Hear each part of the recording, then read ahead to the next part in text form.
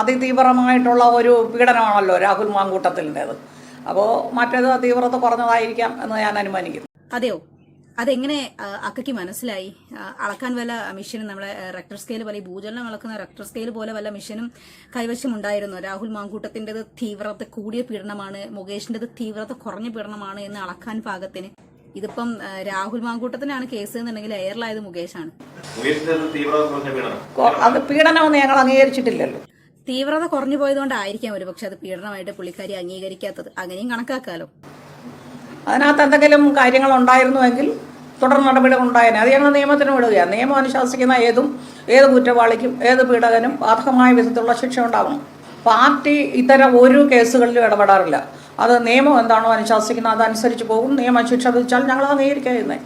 വളരെ വൈകി വന്ന ഭൂതം. തീവ്രത കുറഞ്ഞ പീഡനം, തീവ്രത കൂടിയ പീഡനം എന്നിവ ഇവിടെ അളന്ന് കൊടുക്കപ്പെടും എന്നുള്ളൊരു മെസ്സേജാണ് ഈ ഒരു ചേച്ചി, മഹിളാ അസോസിയേഷൻ സെക്രട്ടറി ലസിത നായർ കൊടുത്തിട്ടുള്ളത്. ഇനിയിപ്പോൾ ആർക്കെങ്കിലും തീവ്രത അളക്കണമെന്നുണ്ടെങ്കിൽ പുള്ളിക്കാരനെ സമീപിക്കുക.